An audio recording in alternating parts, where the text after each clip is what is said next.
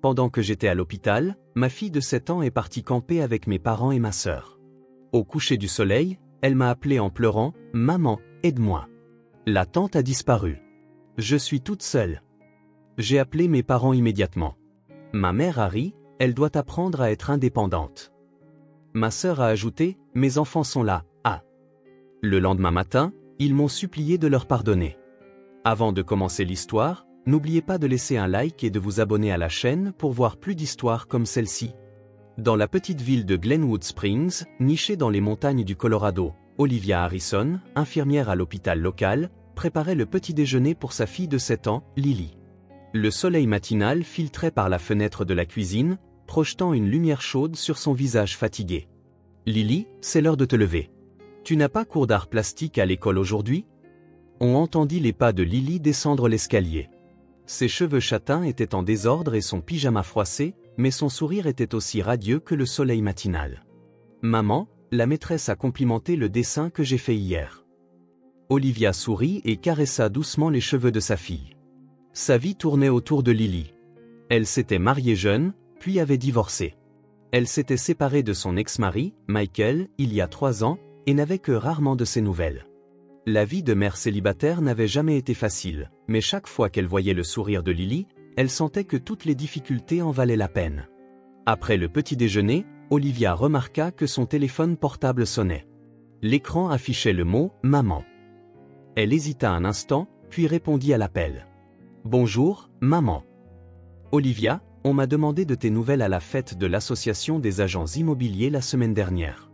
Les Glen ont demandé si ma fille était toujours célibataire.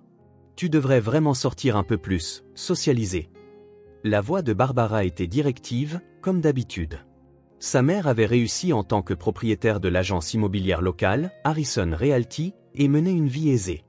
Ses valeurs avaient toujours accordé de l'importance au statut social et à la réussite extérieure. « Maman, je suis entièrement occupée par mon travail et l'éducation de ma fille, » répondit Olivia d'une voix lasse. « C'est ça ton problème. Tu sacrifies tout pour Lily. Il faut apprendre l'indépendance aux enfants. » La voix de Barbara continuait à l'autre bout du fil. « Regarde les enfants de Rachel. Brandon a 9 ans, mais il peut déjà préparer son propre petit déjeuner, et même Zoé, à 5 ans, range sa propre chambre. » Olivia écoutait en silence. Sa sœur cadette, Rachel, avait 2 enfants et travaillait dans l'entreprise de leur mère. Depuis l'enfance, Rachel avait été compétitive envers Olivia, cherchant toujours l'amour et l'attention de leur mère. Et maintenant, ses méthodes d'éducation étaient hautement louées par leur mère, constamment comparées au maternage excessif d'Olivia. « Vous venez tous au campement ce week-end, n'est-ce pas ?» continua la voix de Barbara. « C'est une bonne occasion de renforcer les liens familiaux. » Olivia soupira et répondit « Oui, Lily a hâte d'y être. » Après avoir raccroché, Olivia regarda par la fenêtre. Sa relation avec sa famille était compliquée. Sa mère et sa sœur critiquaient son éducation, la jugeant trop laxiste, et Rachel se vantait constamment que ses enfants étaient bien disciplinés. Pourtant, Olivia voulait que Lily ressente la chaleur de la famille. Ce soir-là, après être rentrée du travail, Olivia fut soudainement prise de douleurs abdominales. La douleur s'intensifia progressivement, et elle chercha de l'aide auprès d'Hélène, une femme âgée qui vivait à côté. « Nous suspectons une appendicite aiguë. » Le diagnostic du médecin de l'hôpital fut sévère. « Vous aurez besoin d'une intervention chirurgicale demain. » La première chose qui vint à l'esprit d'Olivia fut « Lily, le camping familial prévu pour le week-end. » Elle appela sa mère. « Maman, j'ai été hospitalisée pour une appendicite. Je me fais opérer demain. » « Mon Dieu, c'est sérieux. » La voix de Barbara semblait plus pragmatique qu'inquiète. « Et Lily ? » « C'est pour ça que j'appelle. Pourrais-tu emmener Lily avec toi au camping ce week-end ? Je serai probablement à l'hôpital pendant au moins 3 jours. » Après un moment de silence, Barbara répondit « D'accord. Les enfants de Rachel seront là aussi, donc nous pourrons nous occuper de Lily également. » Olivia poussa un soupir de soulagement. « Merci, maman. C'est d'une grande aide. » Après avoir raccroché, elle réprima son anxiété. Les opinions de sa mère et de sa sœur en matière d'éducation différaient grandement des siennes, mais elle n'avait maintenant d'autre choix que de leur faire confiance. Elle expliqua la situation à Lily, lui disant qu'elle passerait le week-end avec sa grand-mère. « Ce n'est pas grave, maman. » Lily prit la main d'Olivia dans la sienne, toute petite. « Rétablis-toi vite. Le lendemain, alors qu'Olivia se reposait dans son lit après l'opération, son smartphone sonna. L'écran affichait un appel entrant de Lily. Quelque chose n'allait pas? Elle répondit rapidement. Lily, qu'est-ce qui ne va pas? De l'autre côté du fil, elle entendit sa fille sangloter. Maman, aide-moi. La tante a disparu. Je suis toute seule.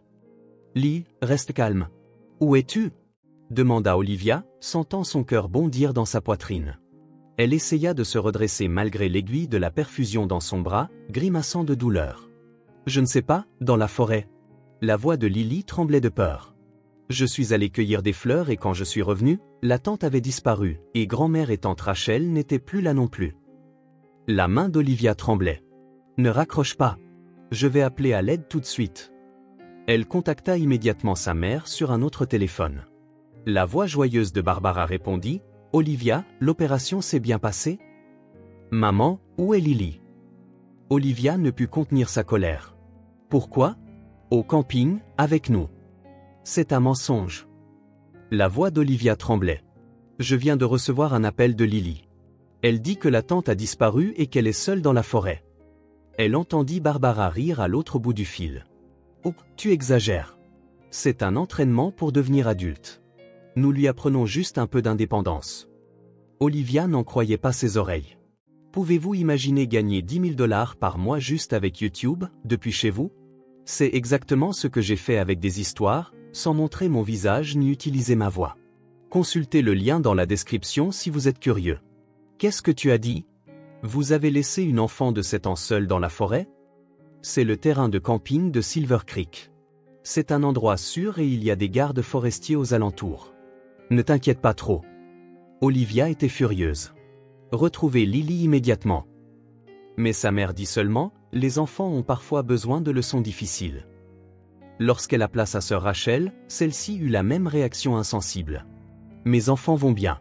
Brandon et Zoé ont monté leur propre tente admirablement. Lily doit aussi apprendre un peu d'indépendance. Olivia voulait bondir de son lit d'hôpital, mais son corps fraîchement opéré ne le lui permettait pas. En pleurant, elle appela le bureau local de gestion forestière. Une fillette de 7 ans a été laissée seule au terrain de camping de Silver Creek. C'est une urgence. Ensuite, elle contacta sa meilleure amie, Amanda. Amanda, s'il te plaît, aide-moi. Lily a été laissée seule dans la forêt. Ma mère et ma sœur, je n'arrive pas à y croire, mais elles semblent l'avoir laissée là exprès. Quoi? La voix d'Amanda était pleine de choc. J'y vais tout de suite. Je serai là dans 30 minutes. Olivia reprit son appel avec Lily. Lily, tout va bien se passer. Tante Amanda et les gardes forestiers seront bientôt là. Qu'est-ce que tu vois autour de toi? Lily essaya de décrire son environnement à travers ses larmes. De grands arbres et un petit ruisseau. Olivia essayait désespérément de calmer sa fille. C'est merveilleux. Tu es si courageuse. Ne bouge pas de cet endroit avant que tante Amanda n'arrive.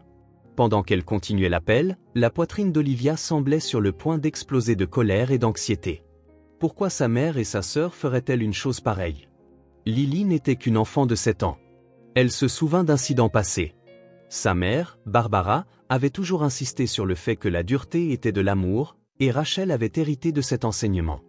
Enfant, Olivia elle-même avait reçu des leçons similaires.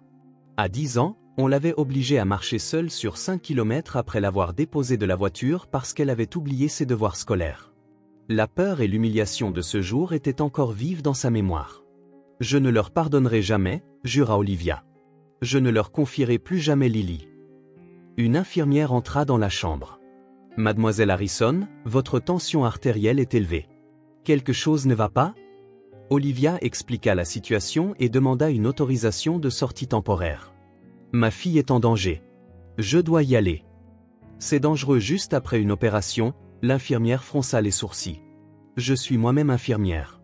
Je comprends les risques, mais c'est une urgence. » Après une longue discussion, le médecin traitant accorda une sortie temporaire conditionnelle.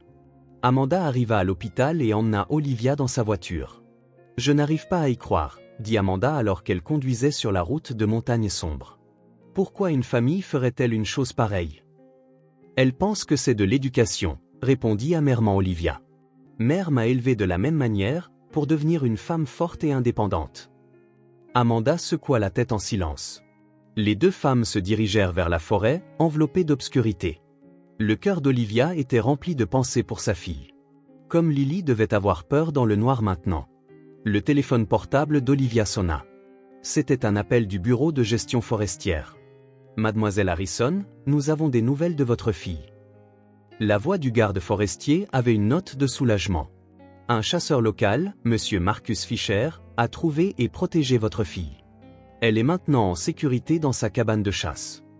Olivia ne put retenir ses larmes. Merci. J'y vais tout de suite. La cabane de Monsieur Fisher est un peu à l'écart de la route principale, mais nous allons vous guider.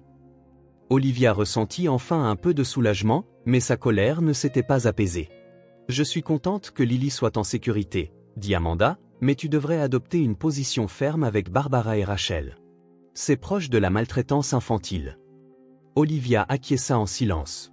Alors que l'aube approchait et que le ciel s'éclaircissait progressivement, elle avait pris sa décision. Ce serait un tournant dans ses relations familiales. Elle ne permettrait plus jamais que sa fille soit mise en danger. Guidée par le garde forestier, elles se dirigèrent vers la cabane de Marcus, au cœur de la forêt. Le cœur d'Olivia était un mélange de joie à l'idée de revoir sa fille et de colère envers sa famille. La cabane de chasse de Marcus Fisher dégageait une atmosphère chaleureuse dans la lumière du matin.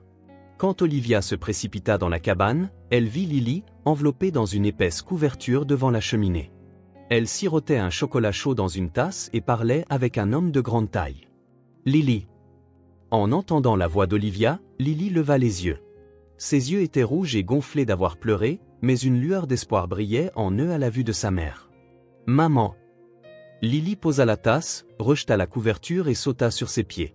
Olivia courut vers sa fille et la serra fort dans ses bras, oubliant sa douleur. Lily fondit en larmes de soulagement dans les bras puissants de sa mère, qui essayait de s'assurer qu'elle allait bien. J'ai peur. Tout le monde m'a laissé. La voix de Lily tremblait. Olivia caressa doucement les cheveux de sa fille et murmura, « C'est fini maintenant, maman est là. » Elle se leva et se tourna vers l'homme qui les observait tranquillement depuis le coin de la pièce. « Vous êtes monsieur Marcus Fisher ?» Marcus acquiesça. Il avait une expression bienveillante sur un visage buriné par les éléments. Il portait un gilet de chasse, mais la chemise en flanelle en dessous était propre. « Je l'ai entendu pleurer pendant que je patrouillais la nuit dernière », expliqua Marcus d'une voix douce. D'après elle, la tente a été déplacée pendant qu'elle cueillait des fleurs. Sa famille a disparu et elle a été laissée seule dans la forêt obscure. La colère traversa le visage d'Olivia. « Merci infiniment, Marcus. Sans vous, j'ai signalé la situation au garde forestier, » continua Marcus. « Ils prennent ça très au sérieux. » Juste à ce moment-là, on entendit le bruit d'une voiture à l'extérieur de la cabane. Quelques minutes plus tard, la porte s'ouvrit et Barbara et Rachel entrèrent, accompagnées des enfants de Rachel, Brandon, 9 ans, et Zoé, 5 ans. Elles semblèrent surprises de voir Olivia. « Oh, Olivia, » dit Barbara d'un ton désinvolte. « Tu as quitté l'hôpital ? Tu risques d'ouvrir ta cicatrice » ajouta Rachel. Olivia sentit son corps trembler de colère alors qu'elle se levait, essayant de ne pas élever la voix devant les enfants. Elle dit d'un ton froid, « Pourquoi avez-vous laissé ma fille seule dans la forêt ?» Barbara haussa les épaules. « L'amour vache, c'est aussi de l'amour. Tu gâtes trop ton enfant. » « C'est vrai, » acquiesça Rachel. « Mes enfants sont plus indépendants.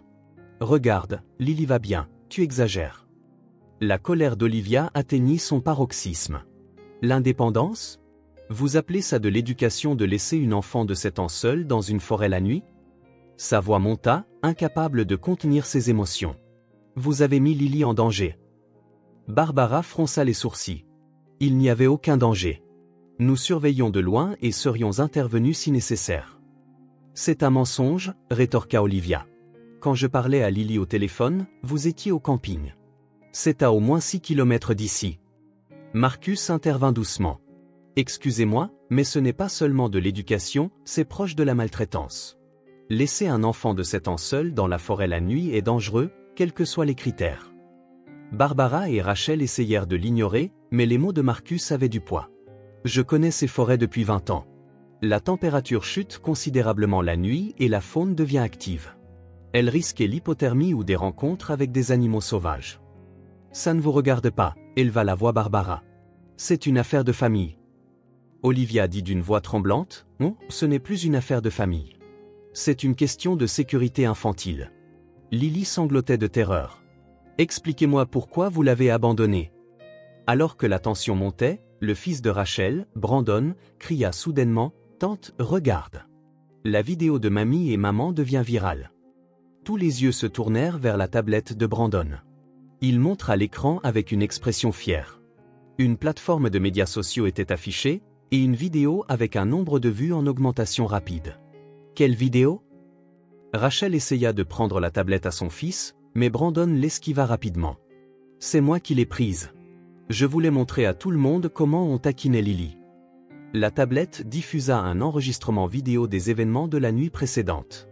On y voyait Rachel planifiant de déplacer la tente pendant que Lily cueillait des fleurs. Quand elle reviendra et trouvera la tente disparue, elle va paniquer. Rachel riait dans la vidéo. On va juste lui faire un peu peur. La scène suivante montrait Barbara. Une petite frayeur apprendra l'indépendance à la fille gâtée d'Olivia. Nous reviendrons dans 30 minutes. Olivia regarda l'écran, sans voix. À côté d'elle, Lily se recroquevilla et se remit à pleurer. Marcus regarda la tablette avec une expression sombre. Enregistrer des enfants sans permission est problématique, mais au-delà de ça, ce contenu montre clairement de la maltraitance infantile.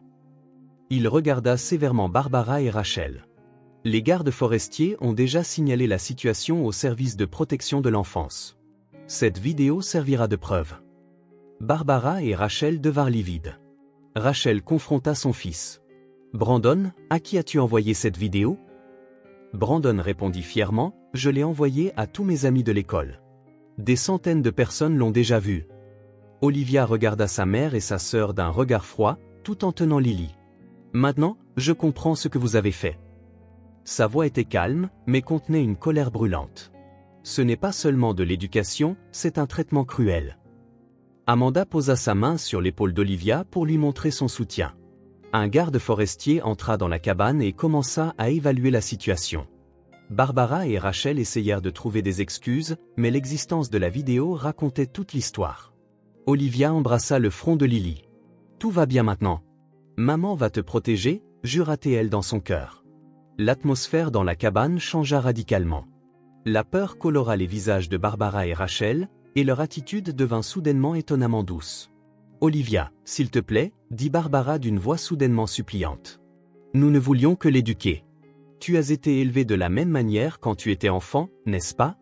Et tu es devenue forte. » Rachel commença aussi à s'excuser en larmes. « Nous avons poussé la plaisanterie trop loin. S'il te plaît, pardonne-nous. Nous n'avions pas l'intention de faire du mal à Lily. » Olivia les regarda avec des yeux froids. Pourquoi ce changement soudain d'attitude? Marcus expliqua en regardant la tablette, cette vidéo commence à se répandre sur les réseaux sociaux. Il semble que des milliers de personnes l'aient déjà vue. Les commentaires sont assez durs. Le sang quitta le visage de Barbara. Ça affecte la réputation de l'entreprise, supplia-t-elle Brandon. S'il te plaît, supprime cette vidéo. Brandon afficha une expression confuse. Mais tous mes amis l'ont déjà partagée. # mauvaise grand-mère est en tendance. Rachel se couvrit le visage des deux mains. Ma carrière sera ruinée si mes clients apprennent ça. Olivia les regarda avec une expression exaspérée. C'est de ça que vous vous inquiétez? Pas de la sécurité de Lily? Dit-elle doucement mais avec colère. Maintenant, je vois qui vous êtes vraiment. Alors que la tension montait dans la pièce, le téléphone portable de Barbara sonna. Elle répondit avec un visage contorsionné. Tout le monde dans la pièce observait son expression changer. Quelques minutes plus tard, Barbara raccrocha d'une voix tremblante. C'était le conseil municipal. Elle regarda Olivia avec une expression désespérée. Tout le monde en vit vu la vidéo. Ils ont dit que les accords de parrainage de l'agence immobilière sont en péril. Rachel pâlit également en regardant son smartphone. Je suis bombardée de demandes de mes clients. Tout le monde a vu cette vidéo. Elles changèrent soudainement complètement d'attitude et commencèrent à s'excuser désespérément auprès d'Olivia et de Lily. S'il te plaît, fais une déclaration. Dis que c'était un malentendu, plaida Barbara. Nous ferons n'importe quoi. Lily se blottissait dans les bras d'Olivia, sentant son petit corps trembler. La résolution d'Olivia se solidifia. Marcus, s'il te plaît, dis au garde forestier que je veux officiellement signaler cet incident, dit-elle doucement mais fermement. Je coopérerai également avec l'enquête des services de protection de l'enfance. Barbara afficha une expression désespérée. Olivia, trahirais-tu ta famille? C'est vous qui avez trahi la famille, répondit calmement Olivia. Vous avez laissé une enfant de 7 ans seule dans la forêt et en avez ri, appelant ça de l'éducation. Mais tu as été élevée de la même manière, dit Barbara désespérément. Et tu es devenue forte. Non, mère, la voix d'Olivia était calme mais ferme. Je ne suis pas devenue forte. J'ai été blessée, et ces blessures ne sont toujours pas guéries. C'est pourquoi je voulais élever Lily différemment. Rachel dit avec une expression désemparée, mais comment pouvons-nous restaurer notre réputation? Nous devons vivre dans cette ville. Olivia dit doucement, je ne pense pas que vous soyez vraiment pleine de remords. Vous avez juste peur de perdre votre réputation. Tout en étreignant Lily, elle continua, je ne vous laisserai plus voir ma fille. Et, mère, nous allons mettre en pratique cette indépendance que tu as toujours prêchée. Elle se tourna vers Barbara et dit, je n'ai plus besoin de ton soutien financier. Et je quitte mon emploi dans l'entreprise. J'ai appris ce que signifie la vraie famille à travers tout ça. Barbara dit d'une voix tremblante, Olivia, sois raisonnable. Nous sommes une famille. Une vraie famille se protège mutuellement, répondit Olivia. Je ne veux pas être impliquée avec des gens qui mettent Lily en danger et en rient. Marcus dit doucement, les gardes forestiers et les représentants des services de protection de l'enfance sont arrivés. Nous devons expliquer la situation. Barbara et Rachel se regardèrent avec des expressions désespérées. À cet instant, elles semblèrent enfin commencer à comprendre que leurs actions n'étaient pas seulement de l'éducation, mais une grave erreur. Olivia emmena Lily à l'extérieur. Le soleil du matin filtrait à travers les arbres de la forêt, annonçant le début d'un nouveau jour. Amanda posa sa main sur son épaule. « Qu'est-ce que tu vas faire maintenant ?»« Un nouveau départ, » répondit Olivia. « Juste Lily et moi. » Alors que les gardes forestiers et les représentants des services de protection de l'enfance commençaient leurs entretiens, Olivia et Lily s'assirent sur un banc devant la cabane de Marcus. Lily tenait fermement la main d'Olivia. « Maman, je n'ai plus peur, » dit Lily d'une petite voix. Olivia embrassa le front de sa fille. « C'est vrai, tout va bien se passer maintenant. » Plusieurs heures plus tard, une fois l'enquête un peu calmée, Olivia décida d'emmener Lily à l'hôpital pour son propre contrôle post-opératoire. Marcus lui tendit sa carte de visite. « Si vous avez besoin de quoi que ce soit, n'hésitez pas à me contacter à tout moment, » dit-il avec un sourire aimable. « Vous êtes une mère courageuse. » Olivia sourit avec gratitude. « Si vous n'aviez pas trouvé Lily? Merci infiniment. » Dans la voiture, en retournant à l'hôpital, Olivia regarda dans le rétroviseur la cabane de Marcus qui rapetissait au loin.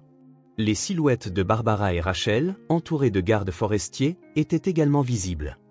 Elle nourrissait des émotions complexes, mais une chose était certaine, à partir de maintenant, elle construirait une nouvelle vie avec sa fille. « Maman » appela Lily depuis la banquette arrière. « Qu'est-ce qui se passe maintenant ?»« C'est le début d'une nouvelle aventure, Lily » répondit Olivia joyeusement. « Juste nous deux. » Elle devait être forte pour Lily. 3 mois passèrent, et alors que l'automne s'installait sur les montagnes, la vie d'Olivia et de Lily avait considérablement changé. Depuis leur nouvel appartement à Golden, une petite ville près de Denver, Colorado, Lily partait pour l'école. « N'oublie pas ta boîte à lunch » dit Olivia en arrangeant les cheveux de sa fille. Lily sourit brillamment. « Je ne l'oublierai pas, maman. J'ai une présentation de groupe avec Allison aujourd'hui. » Olivia se sentit fière de la croissance de sa fille. Nouvelle école, nouveaux amis, et Lily se remettait progressivement de l'expérience traumatisante dans la forêt nocturne. Les séances hebdomadaires avec le psychologue pour enfants montraient également des effets positifs. Olivia avait commencé à travailler comme médecin titulaire dans un grand hôpital local. Le salaire était bon, les horaires réguliers, et elle pouvait s'assurer beaucoup de temps avec Lily. La sonnette retentit, et Olivia vérifia l'heure. Marcus Fisher était arrivé pile à l'heure promise. Il avait proposé d'emmener Lily en excursion le week-end, d'abord en ami, puis devenant progressivement quelque chose de plus. « Oncle Marcus !» Lily courut vers lui, excitée. Marcus sourit doucement. « Aujourd'hui, nous allons faire une randonnée à Trail Creek. Nous pourrions voir des dindons sauvages. » Alors qu'Olivia les regardait partir, elle ressentit un sentiment de paix. Son téléphone portable sonna, et le nom de Barbara apparut à l'écran. Il y avait eu de nombreux appels au cours des 3 mois, mais Olivia n'avait jamais répondu. Prenant une profonde inspiration, Elle décida de répondre cette fois. Allô, Olivia. La voix de Barbara semblait plus douce et plus faible qu'auparavant. Merci d'écouter. Barbara avait connu des changements importants. Son agence immobilière avait souffert des atteintes à sa réputation et avait finalement dû être vendue. Elle avait entendu dire que Rachel traversait une crise de divorce et suivait une thérapie. Pourrions-nous nous rencontrer, dit Barbara. Il y a quelque chose que je veux te dire. Olivia regarda par la fenêtre. La voiture de Marcus s'éloignait juste. De quoi veux-tu parler? J'avais tort. La voix de Barbara avait un ton de confession. Je pensais que la dureté était de l'amour, mais ce n'était qu'un désir de contrôle. J'ai appris à mes dépens qu'il y a des choses plus importantes que l'argent et le statut. Olivia resta silencieuse.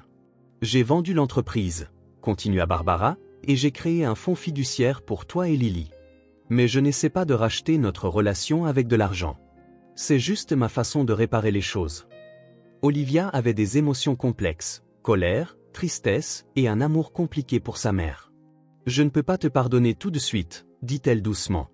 Mais avoir une grand-mère est important pour Lily aussi. Reconstruisons notre relation petit à petit. On entendit le soupir de soulagement de Barbara au téléphone. Interrogée sur Rachel, Barbara répondit, elle fait toujours face à ses propres problèmes. Sa relation avec ses propres enfants avait également besoin d'être réparée. Après avoir raccroché, Olivia se tint près de la fenêtre, contemplant le changement des saisons. Les relations humaines changent aussi comme les saisons. Même blessées, elles peuvent guérir avec le temps et bourgeonner à nouveau. Le soir, Lily et Marcus revinrent. Les joues de Lily étaient rouges de l'air extérieur et ses yeux pétillaient de l'excitation de l'aventure. « Maman, j'ai vu des dindons sauvages. » Olivia étreignit sa fille. Elle avait créé un endroit où Lily pouvait dormir en sécurité et rêver. Dans ses bras, Lily sourit joyeusement, et la terreur de la forêt n'apparaissait plus dans ses rêves.